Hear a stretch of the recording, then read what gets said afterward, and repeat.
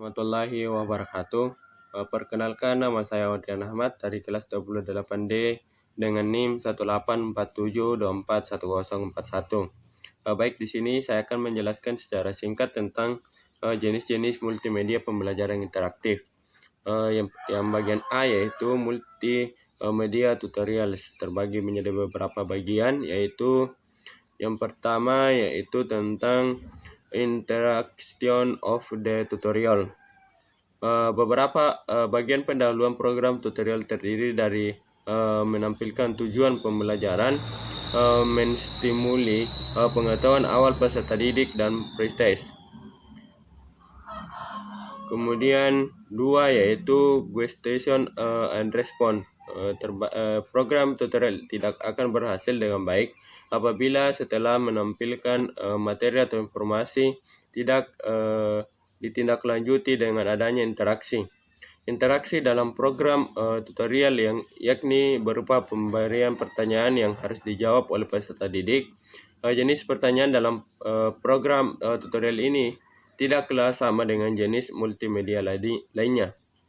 Kemudian yang ketiga yaitu judgment of response. Setelah menerima respon dari pengguna, selanjutnya program perlu melakukan penilaian atas jawaban tersebut dan memberikan feedback. Kemudian yang keempat yaitu feedback about response. Feedback adalah respon yang diberikan oleh program kepada pengguna yang dapat diberikan dalam berbagai format seperti melalui pesan teks dan ilustrasi gambar. Kemudian yang kelima itu remediation. Ketika pemberian feedback ditujukan untuk memberitahukan jawaban atau respon yang benar. Remediation ini bertujuan untuk menampilkan kembali informasi sebagai bentuk penggayaan kepada pengguna yang khususnya tidak mengikuti program tutorial secara konsisten dari awal. Yang keenam yaitu organization and sequence of program segment. Pengorganisasian materi dalam program tutorial dapat dikelompokkan menjadi dua bentuk, yaitu dalam bentuk linear atau linear tutorials dan bentuk bercabang atau branch tutorial. Yaitu terbagi menjadi beberapa bagian, yaitu yang pertama linear tutorial. Linear tutorial itu pengorganisasian materi dalam bentuk linear, memungkinkan penyusunan materi dari suatu topik atau konsep utama yang diikuti dengan pertanyaan atau soal-soal untuk dapat melanjutkan ke topik selanjutnya. Kemudian yang kedua yaitu branching tutorial, atau pada jenis pengorganisasian tipe bercabang ini, urutan materi ditentukan berdasarkan pada kinerja dan pilihan pengguna. Kemudian yang ketujuh yaitu linear control in tutorial. Kontrol pengguna dalam program tutorial memiliki ciri khas yang khusus dibandingkan dengan aspek kontrol pada program MPI umumnya. Apa saja yang menjadi ciri khas kontrol penggunaan dalam program tutorial? Terdapat 3 fitur kontrol, yakni pegging, review, help, asking for the answer. Kemudian bagian B yaitu multimedia drills. Multimedia drills terbagi menjadi beberapa bagian. Yang pertama yaitu the interaction of drill, yaitu bagian pendahuluan program latihan berisi daftar item-item latihan untuk dapat dipilih oleh pengguna. Kemudian yang kedua yaitu item karakteristik, yaitu program latihan umumnya lebih memilih menggunakan istilah item dibandingkan dengan pertanyaan. Format item yang ada dalam program latihan umumnya hampir sama dengan format pertanyaan pada program lainnya, yakni dapat berupa pilihan ganda, pertanyaan melengkapi, dan pertanyaan jawaban singkat. Kemudian yang ketiga yaitu item selection procedures, yaitu program pembelajaran yang berbasis drill memiliki ciri khas daftar pilihan item sehingga prosedur pemilihan atau selection procedure merupakan hal yang sangat penting. Procedure pemilihan merupakan aturan atau pola kerja program yang ada pada setiap item pilihan untuk masing-masing perulangan dari siklus latihan. Kemudian yang keempat itu feedback. Program latihan menyediakan tipe umpan balik yang bersifat khusus secara berbeda. Feedback diberikan setiap akhir masing-masing item latihan. Kemudian yang kelima yaitu item grouping predictor, yaitu bagaimana dengan materi latihan yang memiliki banyak pembahasan. Salah satu cara yang tepat adalah dengan membagi materi menjadi sub-sub materi.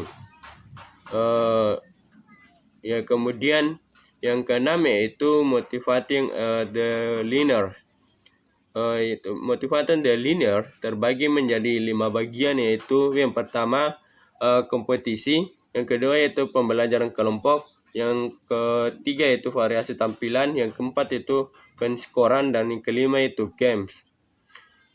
Kemudian yang ketujuh yaitu data strength, yaitu program latihan bertujuan untuk meningkatkan kompetensi pengguna melalui berbagai latihan-latihan yang diberikan. Oleh sebab itu, data dari masing-masing tahapan latihan merupakan hal yang penting untuk disimpan dalam sistem. Kemudian yang bagian C yaitu multimedia simulation, terbagi menjadi beberapa komponen, yaitu yang pertama yaitu objek, yang kedua itu presisi, yang ketiga yaitu tipe realita, yang keempat itu urutan, kelima jumlah solusi permasalahan, yang keenam yaitu durasi waktu, yang ketujuh peran pembelajar. Kemudian tipe-tipe program simulation, yaitu terbagi menjadi 2 bagian, yaitu about summating dan to-do summating. About summating terbagi menjadi 2 bagian lagi, yaitu critical dan iteratif. Kemudian to-do summating terbagi menjadi 2 bagian juga, yaitu procedural dan situasional. Kemudian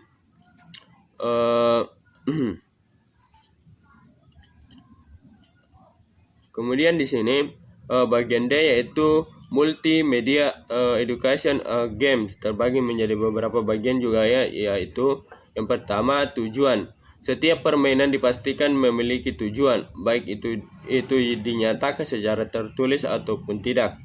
Kemudian yang kedua itu peraturan. Aturan dalam games menentukan aktivitas apa yang diperbolehkan dan aktivitas apa yang dilarang. Kemudian yang ketiga yaitu kompetisi. Kompetisi merupakan ciri khas yang sangat identik dikaitkan dengan games. Yang keempat yaitu tantangan, atau beberapa pengguna memilih bermain games dikarenakan adanya faktor tantangan di dalamnya. Tantangan memiliki definisi yang berbeda dengan tujuan, sebab tantangan merupakan suatu yang harus diusahakan atau dilakukan untuk mencapai tujuan. Yang kelima yaitu fantasi, yaitu games biasanya menggunakan aspek fantasi untuk meningkatkan motivasi bermain. Fantasi dapat dikelompokkan mulai dari yang terdekat dengan realita, yakni mempresentasikan hal-hal nyata, hingga pada fantasi yang bersifat imajinasi ya sebagai hal kreasi. Yang keenam yaitu keamanan. Games dapat dimanfaatkan sebagai analogi ke dalam keadaan dunia nyata atau realif, sekaligus memberikan keamanan bagi hal-hal yang berisiko dan berbahaya apabila dilakukan di dunia nyata. Kemudian yang ketujuh yaitu hiburan. Nilai hiburan dalam games memberikan dampak pada peningkatan motivasi pengguna, sehingga banyak program multimedia pembelajaran yang memanfaatkan fitur games untuk memberikan motivasi bagi pengguna. Kemudian komponen games terbagi menjadi beberapa bagian, yaitu pendahuluan, kemudian isi, dan yang ketiga itu kesimpulan. Mungkin sampai di sini saja penjelasan yang dapat saya jelaskan. Lebih dan kurangnya mohon dimaafkan. Assalamualaikum warahmatullahi wabarakatuh.